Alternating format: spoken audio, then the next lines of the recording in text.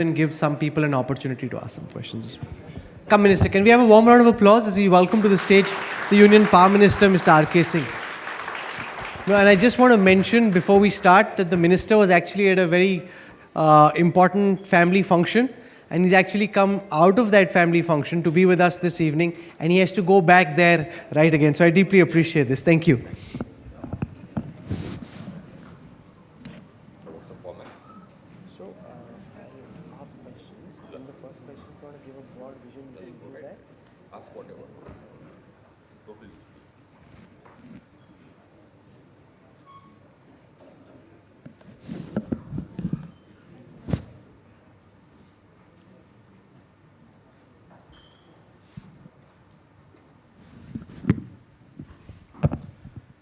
Hello and welcome.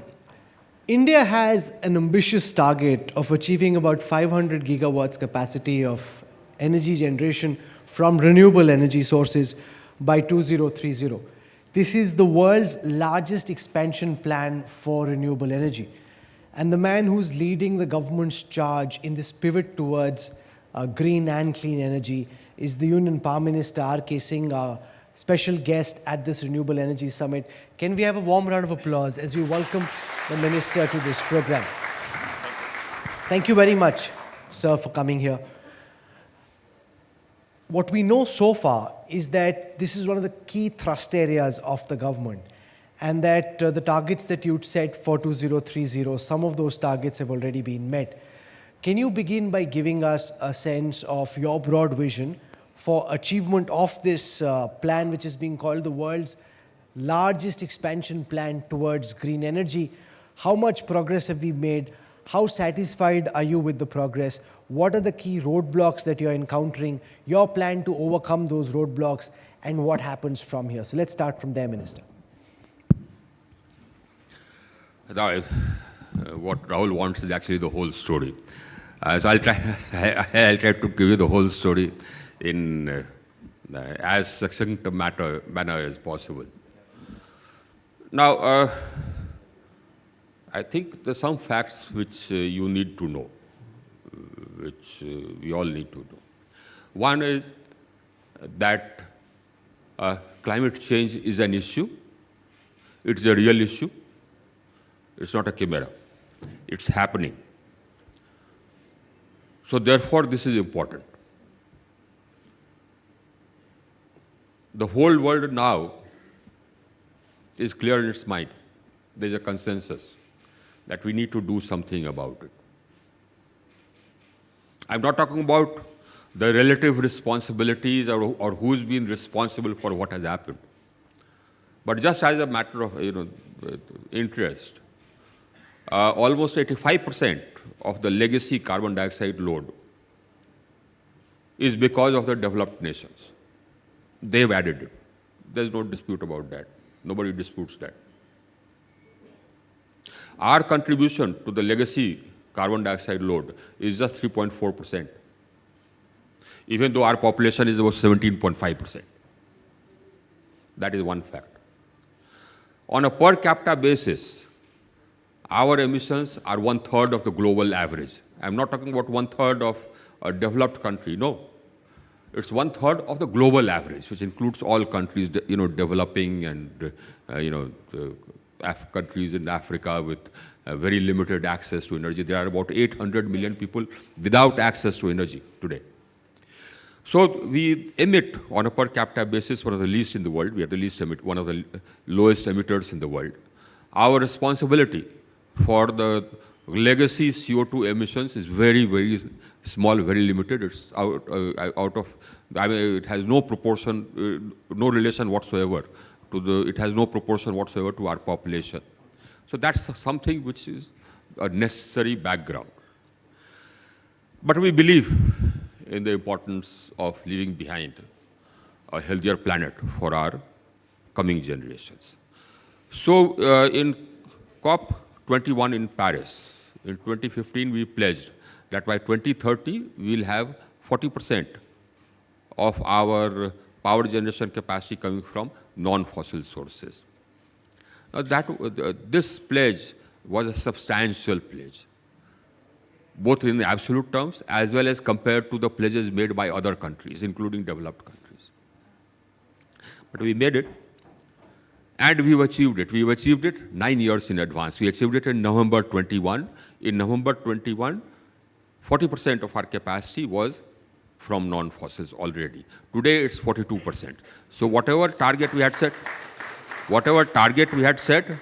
to be achieved in 2030, we achieved in November 21. Today, we are already at 42%. That is one fact. Today, my non-fossil capacity is 177 gigawatts. Out of that means 177,000 megawatts. Out of that, 6,800 megawatts comes from nuclear.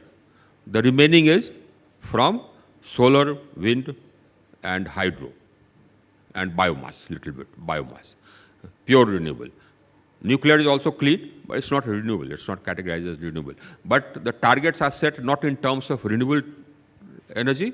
They are set in terms of fossil and non-fossil.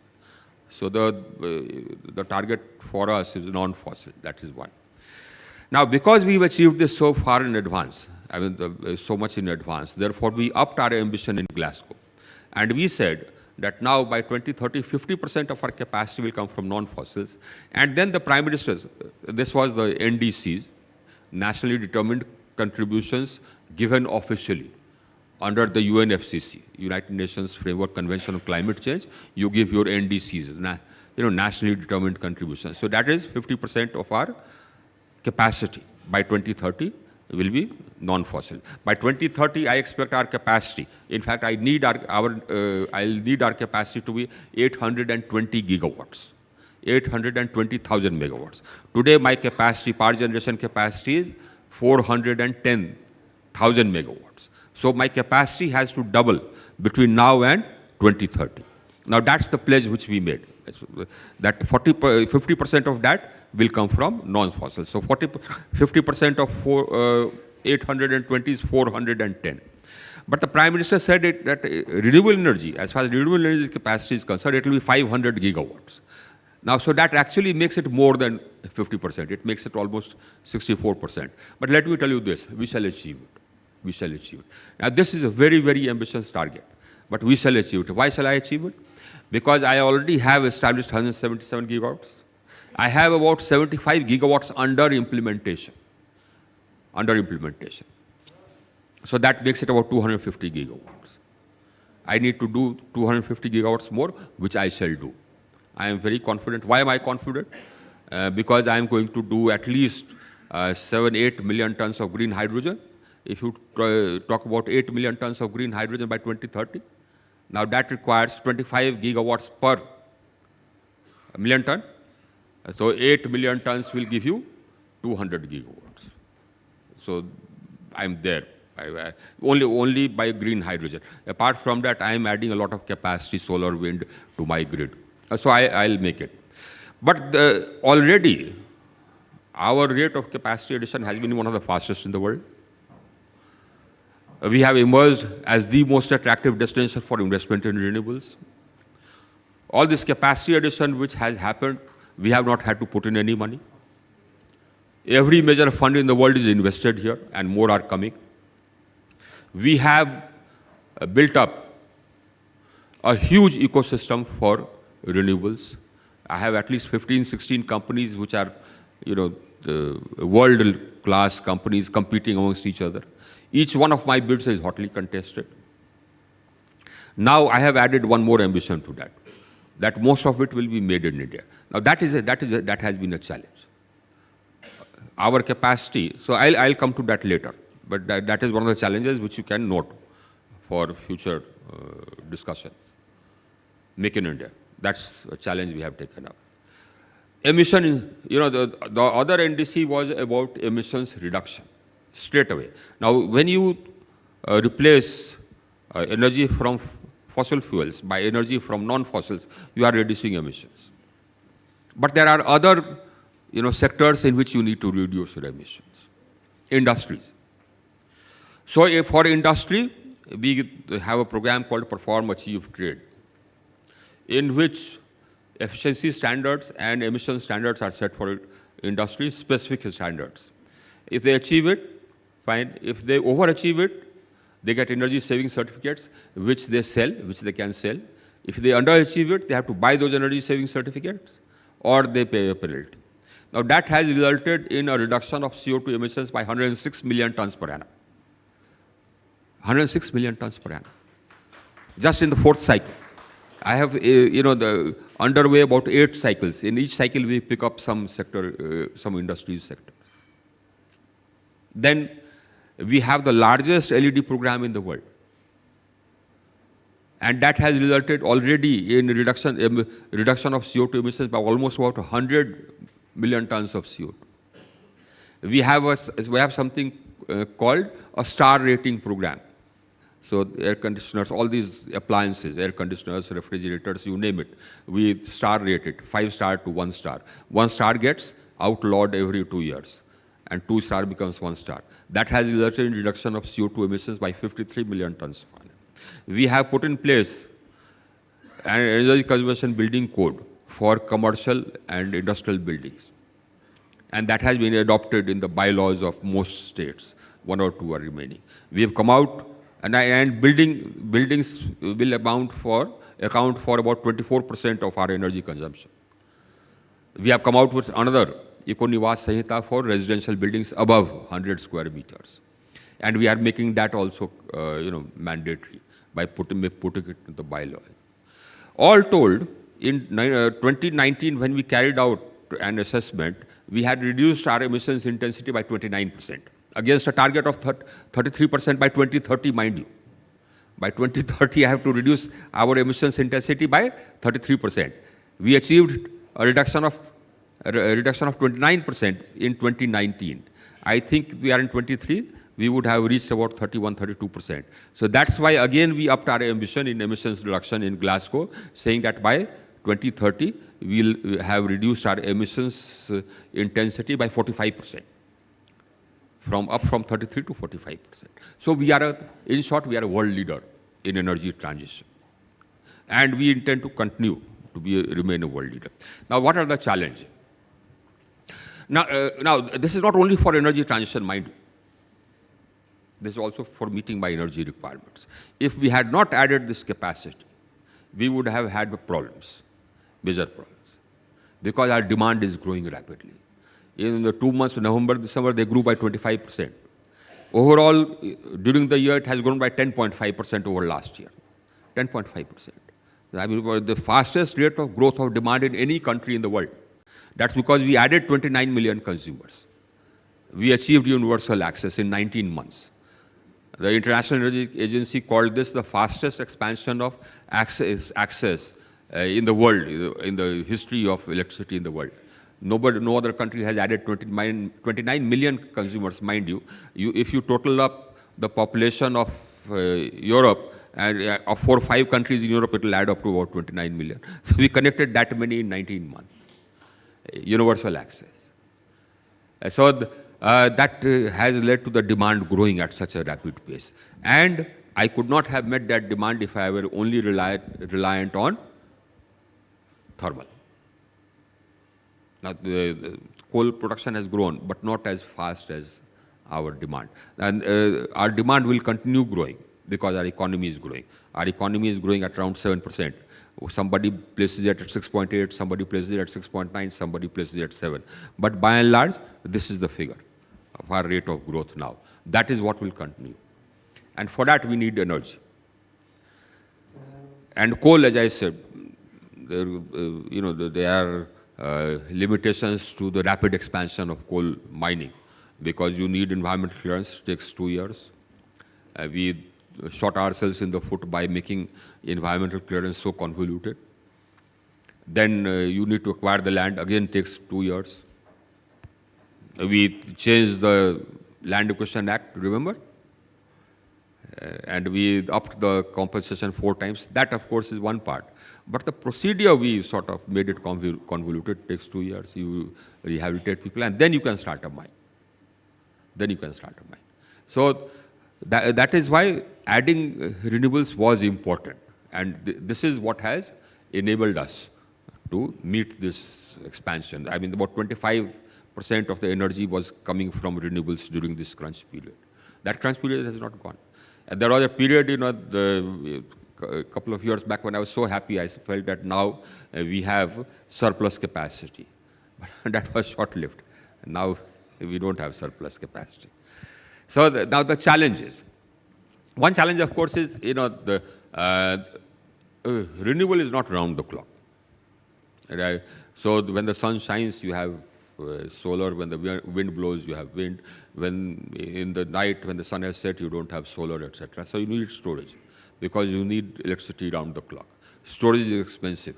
The whole, all the developed world has been talking about energy transition and how necessary it is and how climate change is a problem, but they did nothing about it. They did nothing about it. So we have had to start. Now, how could the price of storage have been brought down? By adding volumes, by adding manufacturing? It's not there. It's not there. We have had to start from scratch. So we are adding manufacturing of storage capacity. And we are adding volumes to demand. But guess what? I came out with a bid for 1,000 megawatt hours of storage. The cost came to 10 rupees per unit. And it was one of the largest bids in the world. Today, the largest established capacity of storage is 450 megawatts in California. That's what the developed world has done, nothing. If they had been serious about energy transition, they would have put in place more manufacturing capacity for storage, and they would have added to the demand for storage. So the volumes would have been much more, the prices would have come down. But we have started. And this is what I'm telling you is something which I tell all the developed countries whenever I go to conferences, that you did nothing. So one challenge, storage. Other challenge is the supply chain for storage. 89% of the reserves of lithium, known reserves of lithium, have been tied up by one country, China. 89%. So we have a supply chain problem. We don't want a repeat of what happened in solar, and what's happening in the field of fossil fuel energy. Then, what are the other problems, of course, was the transmission which we have leaked. We have today, I think, the largest integrated grid in the world. It is one grid running on one frequency for the whole country. We added 173,000 circuit kilometers from 2014 till date, and this government has added 173,000 circuit kilometers. We are still adding. Now, for taking the capacity to 500 gigawatts, I have to invest a further 2.4 lakh odd crores for transmission. The good news is that actually I don't have to spend the money. As I said, investment is coming. So I just hold bids that I want transmission line built from A to B or certain transmission line of lower capacity replaced from A to B. And companies bid, whosoever bids the lowest tariff, they get the order, they construct it, and give us an uptime of 99.5%. It works. And so I haven't had a problem. So I will put that transmission, additional transmission also in place. The great thing again is that we have made life simple. If you apply for connectivity in Europe, let's say, or in the United States, connectivity grid scale, that means for 500 megawatts or 1,000 megawatts, etc., it will take you an average of 2 years to get that connectivity. In our country, if anybody takes 2 years to give you connectivity, he'll be dismissed. You will get connectivity in the max of 2 months flat. Otherwise, that officer will be proceeded against. We've simplified it. We've come out with something called general network access. That means this is one network, you get connected to it. You just have to bear the cost of that connecting to the network. Otherwise, then you are connected to the whole country. Today you sell power to Assam, tomorrow you can sell it to Tamil Nadu, day after tomorrow you can sell it to Gujarat, wherever. Today you are buying from, let's say, Chhattisgarh, tomorrow you can buy from wherever. One nation, one market. So that is something which has enabled us to have one of the lowest costs for per megawatt of solar. So, my establishment cost is, it's a long story, Rahul. So my establishment cost, for setting up a 1 megawatt of solar, I need $600,000, 4.5 crores. That's the lowest cost. And that's why my green hydrogen will also be the cheapest. Yes. Minister, in the last few minutes, you've painted a macro picture about India's journey towards this green transition. I want to take up some specific issues, and I'll start with the matter of the import of lithium ion, which is at about 70%, 3 gigawatts currently, expected to go up 20 gigawatts in the next 3 years itself. And as you said, and we discussed this at Davos as well, that a bulk of the global supply is controlled by China. And you've been Home Secretary, you realize fully the security situation between India and China. Can you give all of those present here at the Renewable Energy Summit your sense of what you're trying to do to reduce this dependency, which is not just an energy dependency, but a security dependency as well? Yeah, absolutely. Actually, energy dependence is actually a strategic dependence. We are trying 2 or 3 things. One, of course, is that I have carried out a survey of all the possible locations for pumped hydro, pumped storage it's called. We have listed those out. And I have a number of very large companies. They are very large companies. I mean, their turnover is in the region of 70, 80,000 crores, a lakh crores. So I have told each of them, given them target to begin with of 2 pumped storage projects per company to begin with. I have told the states that I want all the pumped storage to be exploited. Hydro. You know, if you don't have storage, hydro is another thing which will balance your solar and your wind. So we are trying to, we have identified all the possible hydro projects, and we are trying to start work on those hydro projects. I am going to come out with a bid for round-the-clock renewable energy using green hydrogen or green ammonia as storage. So let us see, that will be a pilot project. If that works, then I won't be dependent upon lithium ion. The world is also trying to look around for alternatives to lithium ion. They are looking at sodium ion and some other chemistries. If that works, again, we'll be sort of away from the dependence for lithium ion. Then we have asked our Ministry of Mines to go out and also tie up reserves. So they are in the process of doing that. A team from Ministry of Mines had gone to Australia. Australia is willing to give us shares in some of their lithium ion mines. So that will mean, again, we'll have beaten that supply chain issue. So that is the major challenge, this storage. Yeah. Now, PLIs have been given for the renewable energy sector. Your sense of one of the challenges you mentioned is trying to introduce manufacturing in India. That instead of just importing from China, try and introduce and set up manufacturing plants. What progress have you made? What are the problems there? And what's your vision to try and actually make India a manufacturing hub for the entire chain of the renewable energy sector? Absolutely. When we started out, we had a small industry making cells and modules, not from polysilicon on upwards, but they were importing wafers from China, of course. China has about 85% of the manufacturing capacity for solar from polysilicon right up to the modules, the entire value chain. So wafers would come from China, and we had a 2,000 megawatt manufacturing capacity for cells, and about 13,000 megawatt manufacturing capacity for modules. Out of that, just about 8,000 megawatts were 500 WP and above needed for grid scale solar. Now, what happened was that that country tried to dump their products here at very low prices so as to kill whatever industry we had. So we put in place anti-dumping duty, safeguard duty we call it. So that didn't work. We extended that safeguard duty, it did work. So we decided that we'll put in place a customs barrier. We put in place a customs barrier of about 40% for modules and 25% for cells. And then we also added another sort of mechanism, which we called approved list of models and manufacturers. So by and large, it's a non-tariff mechanism. So we only buy or only such cells, modules, etc. are allowed which fall in that list of approved list of models and manufacturers. So naturally, I mean, all of it or almost all of it is from India, made in India. So that has acted as an effective barrier. And that has resulted in That was one step which we took. The other step we took was that we came out with a bid called production-linked incentive for making cells, modules right from polysilicon or upwards, the entire value chain. So that was successful.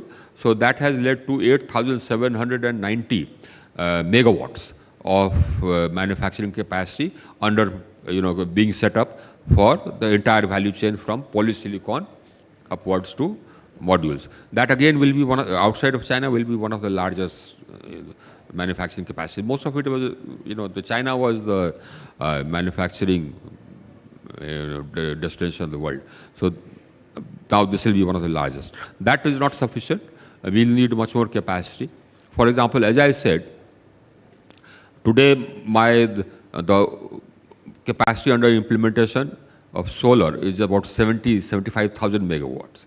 And the manufacturing capacity of 500 WP and above modules is just about 10,000 megawatts. So naturally, I'll need more. So we have come out with another bid, PLI, production linked incentive bid, which will result in manufacturing capacity of almost 37,000 megawatts from polysilicon upwards and about 65,000 megawatts of cells and modules. So overall, at the end of it, I will have almost about 95,000 megawatts of manufacturing capacity, out of which about 45,000 megawatts will be polysilicon upwards, and the remaining will be cells and modules. So again, it will be one of the largest manufacturing capacities around the world. And the rest of the world is welcoming it. They want the supply chains to be diversified, so they are all for it. So that is one problem which we faced, which we have leaked. For battery, we came out with a PLI. Now, unfortunately, what happened was that three bidders won that bid, but they are manufacturing batteries only for automobiles and two-wheelers and three-wheelers. That doesn't meet my requirement. My requirement is grid scale storage. I need batteries which will store 1,000 megawatts per unit or 2,000 megawatts per unit. For that, the chemistry is different. For that, the configuration is different. So we'll come out with a PLI for grid scale storage. That again is something which, as I said, my complaint is that the developed world has just been talking about climate change and have done nothing. No, so on the issue of storage, we are having to start. No, so on the issue of storage, what's your vision in terms of the kind of cost reduction that you think is possible? Because one of the biggest barriers to mass adoption of solar energy is the cost of storing the solar energy, right? So what are you doing? And just as I say this, I want to tell people sitting here, if you have a question you'd like to ask the minister, just keep that ready. We'll try and take a couple of questions from the audience. As I told Rahul, I mean, you can ask anything you want, you can ask anything you want. Now, right now, the battery storage is 10 rupees per unit, per kilowatt hour. My renewable energy cost is 2 rupees 40 paise. So the storage cost is 4 times the energy cost. I mean, I would be happy if it were just even equal to the energy cost. Then that means my per unit electricity cost for after 1 hour of storage would be 5 rupees or something like that. I would be happy with that. We came out with another bid for 3,000 megawatt hours of storage using pumped hydro. NTPC came out with that. That was the largest bid in the world. Again, so because our size is huge, our requirements are huge, so whatever we do is huge. Now, so in that we got for pumped hydro, we got a rate of about 3 rupees 50 paise. So that is more manageable. You know, one of the big players, you said that you have lots Actually, it's 5 rupees odd, but if you run it 2 cycles, it will be 3 rupees something, yeah. You know, one of the big players in the renewable energy sector has been the Adani Group, which announced a plan of about 45 gigawatts of renewable energy capacity generation by 2030, which is about 10% of your government's plan for about 450 gigawatts, 500 gigawatts of energy from the renewable sector. Given what has happened over the last few days, are you concerned that some of these investments in the green energy sector could get impacted? It's not even a blip. Not even a blip, I'll tell you why. Because I have, the many large companies which are already becoming multinational. I have one, the couple of companies which are setting up capacities in the Middle East and elsewhere. So I have actually, many large companies. So one company, sort of not doing well or going under doesn't matter. The SoftBank came, they were here, they were competing. but they couldn't compete, so they left. It doesn't matter. It doesn't matter. I am in the happiest situation of everybody wanting to come here. Every major fund is invested here, and everybody who is not invested here is looking around for, people to partner with. Even today, many companies came from Japan, etc., and they said that we want to partner with so-and-so, or we are entering this field. I said, welcome. And I said that you don't necessarily have to partner with any Indian company. We have a totally transparent system. So you can, do it by yourselves. You don't necessarily have to partner it. But if you want to partner it, go ahead. But otherwise, you can do it yourselves also. So I just have to have a bid, and people come. I haven't had to spend any money. And I don't mind I'm not concerned about the name of the person who sets it up. It may be Ram or Shyam or Ghanshyam. I'm just not bothered. The tariff has to be the minimum. And I give a payment security mechanism. You know something? When we came, the power sector was in doldrums. Its viability was in question. Many units had gone sick. You remember? Now the situation is totally different. We've reduced the AT&C losses by 5% in 1 year, from 22% to 17%. The outstanding dues of Gencos have come down by almost 40,000 crores. And they are coming down every month. Now there is an automatic system in place that you can give electricity free to anybody anywhere. This is what I said to some state governments. You want to give electricity free? Go right ahead. But electricity is not free, so you don't want the consumer to pay. You will have to pay. The state government will have to pay. And we put in place a system whereby if the payment does not come on the 30th day, the access of that DISCOM gets cut off automatically. When we put this system in place, the access of 13 DISCOMs to the exchange got cut off. They all paid. Some ministers rang me up. I said, sorry, I can't do anything. It's automatic. So they all paid. And they all pay on dot, 30th day. So my system has become viable. And my system is totally transparent. My bids are digital bids. I have a dispute resolution mechanism which decides within 30 days. That's why everybody is coming. That's interesting. I have lots of more questions, but I'm happy to take some questions from the audience. If your question is ready, just put your hand up, and then we can have some questions. And the great thing is that everybody recognizes the India story in energy. Everybody. The president of WEF came to invite me. I had not gone to Davos earlier. I thought that, not worth my time. But he came to invite me in November. And he said that, India has a story to tell in energy. You've done something which the world needs to know. Please come and say it. Then he went back and wrote to me about it. Even then I said, 4 or 5 days going and coming is not my cup of tea. I have lots of work, huge amount of work, huge number of things to do. But then I got an order that I had better go, so I went. But that is the point. And the world has recognized what India has done. Okay, the gentleman in the blue shirt there. Thank you very much, sir. I'm Dr. Rahul Walawalkar, President of India Energy Storage Alliance. I think the work which MOP has been doing is really encouraging.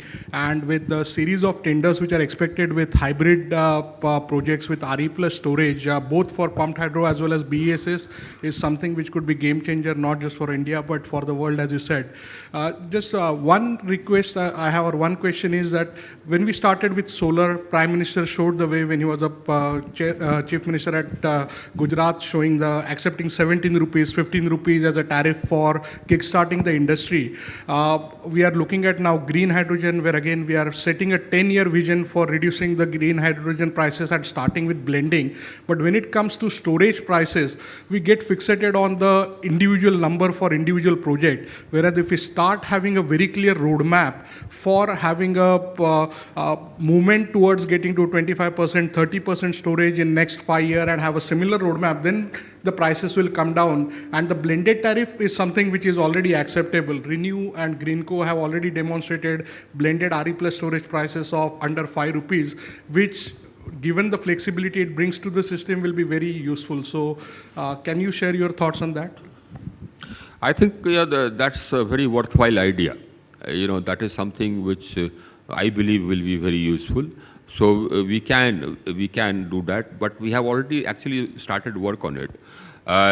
We made storage a part of the renewable purchase obligation. The intent is only that. So the renewable purchase obligation means that under the law, we prescribe that your energy will have this percentage of solar or renewable energy, this percentage of wind renewable energy, and total this percentage of renewable energy. We added hydro to that as well. Then we said, no sir, we need to add volumes to storage so as to bring the price of storage down, as a gentleman said. So we said that, okay, we'll make storage compulsory also. So we have added that to the renewable purchase obligation.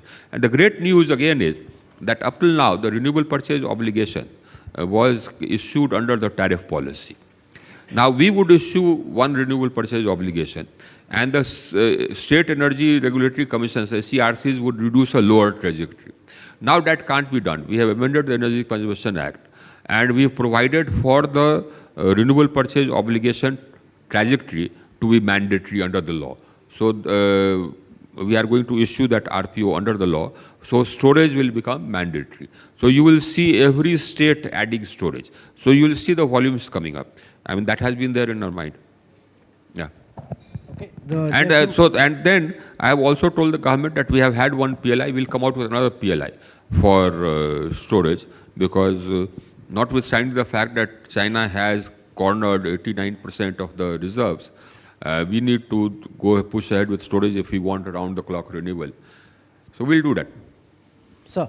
Yes, my name is Gautam Samanta from Juniper Green Energy. It is the AT Capital Group of Singapore.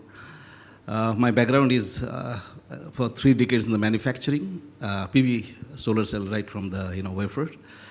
The first PLI and the second PLI is about to come. And the last week we have heard some news from China that on the technology side, they will be banned, to shift in the India, because India will be the second manufacturing hub. So my question is, sir, how we are protecting ourselves in terms of the equipment and the technology? China will try its level best. And they will try their level best to make sure that we don't emerge as a manufacturing powerhouse. I believe that we shall. I believe that the bid which we have just put out will attract a lot of interest, and people will come. The Chinese companies probably would not come because the government probably may not permit them to come. That is a matter. That is a matter. If they don't come, they miss out, because we are going to be the manufacturing hub of the world. Number one, outside of China, we are already the biggest market for renewables. We will continue to be the biggest market for renewables well into 2035, 2040. We will be the biggest market for renewables. And every country will want to procure from us rather than from China. That's the sense I have got while interacting with different countries in IRENA, in Davos, that they would rather buy from us than from China. So that capacity is going to come into India whether any country likes it or not. And you know what? Most countries like it, except in one country they don't like it. So second thing is that on the bomb side, question. Okay. follow-up question.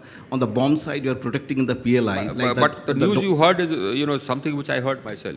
Yes, and I don't put it beyond them. They'll do it. Yeah, so in the first PLI, like the domestic content is also a part, which is Atmanirbhar Bharat in the manufacturing. I'll tell you. Yeah. So we had, as I said, I put up a wall. Tariff barrier is one thing. Tariff barrier means that, okay, so China was selling modules here at, let's say, 10 cents or 100 cents, whatever you call it, 100 rupees. And you add the tariff of 40 rupees, so it becomes 140. Goods from China, the price is 140 rupees. So the domestic manufacturer has a margin of 40 rupees. But in addition to that, I put up total barrier, that ALM. So no Chinese company has been listed in that. So they can't export, because it can't be bought in India. Now, I put up the barrier. At that time, of course, the Niti Aayog said that this is a complete barrier. So I said that, this is necessary. But I have expanded the bidding so fast that my existing domestic capacity is not able to meet it. As I said, I have about 70,000 megawatts of solar only under implementation. And the manufacturing capacity of 500 WP and above is just about 10 gigawatts. So now if I depend only on this, it will take 7 years. I can't wait 7 years. So I have just decided to relax this ALM for 2 years. Incidentally, some countries have gone against that ALM to WTO. We shall fight it. Yeah. Okay, we have time for one question because the counter tells me there's about 1.5 Yes, minutes otherwise to go. I'll be debarred from my He has family. to- I have yeah. to be, go back. Yes, very and- quickly. Yeah. Sir, I am from ONGC. From? ONGC. ONGC. I would like to hear your vision about the offshore wind, sir. About? Offshore wind. Offshore rigs. Okay, great. Now, offshore wind, what is happening is, we are going to have, three types of bids. Number one, there are some sectors, there is 1 gigawatt worth of sector off the shore of Gujarat, which we have investigated thoroughly. So that bid will come out with straight away because the total investigation has been done and all that paper is available. Now, Gujarat is willing to buy power at 4 rupees per unit. So some VGF will be required. Now we'll give that VGF. We are going to come out with another bid off the shore of Tamil Nadu. So there, that survey is not complete. So we'll give 2 years for survey. We'll give 4 or 5 blocks. We'll open it for surveys. So all the companies can go and survey it. And all the thereafter we'll hold a bid for 1,000 megawatts again. So that will be for DISCOM with VGF. So 2,000 megawatts for DISCOMs with VGF. But I will come out with other blocks again simultaneously, just after this bid, simultaneously, where I will say that we'll give you 2 years or about 3 years for survey. So we'll based on lease and that will allot based on an open bid that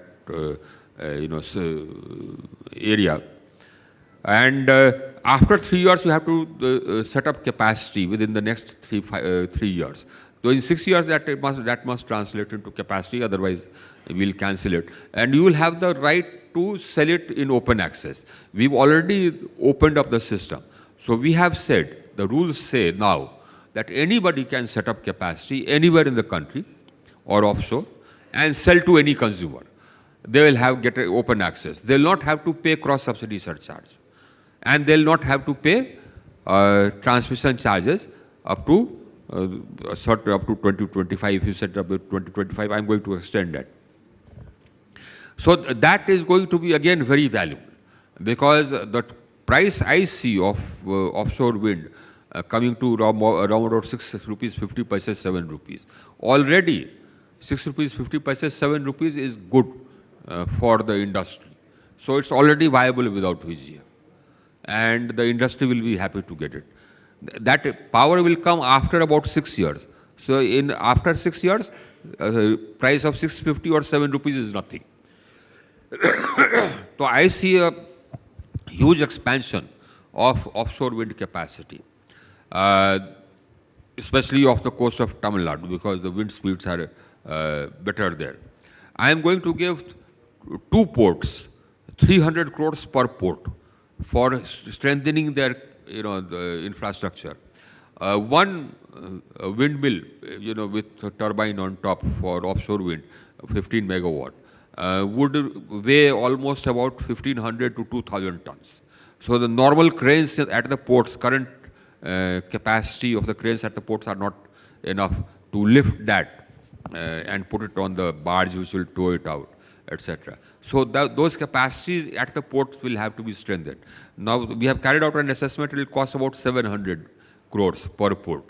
So one port in Tamil Nadu, maybe Tuticorin, and one government port on the western coast. We will give 300 crores each so that capacity comes up. Government port because we want it to be neutral, right? So that numerous players can use that. Those of you who are sitting here at the Renewable Energy Summit would have seen a spark in the minister's eye when he talks about the transition to green energy, and that's always a good sign because usually when Mr. Singh comes to a media event, he's asked about macroeconomics, he's asked about politics. Very rarely does he get an opportunity to expand at length about the effort that he's making in this very important space. We literally had the minister come out of a family wedding and his whole family is waiting for him currently for him to go back. But since he's committed to us previously, he was very kind to keep that obligation and that means a lot. Thank you so much for coming. Your family is waiting. We don't want to keep you back any longer, but deeply appreciate you taking out time. Thank you so much, Minister, for joining us. You see, the energy is a story which the world has recognized. Energy in India is a story which the world has recognized. both expansion of access, the sort of transition which we have carried out, the volumes which we have added. They recognize that India has done something. But for us, we must keep this in mind, that our country is growing, we'll need to add capacity. We'll add capacity. Thank you. Thank you. Thank you very much, Minister. Thank you. Thank you very much. Pleasure having you.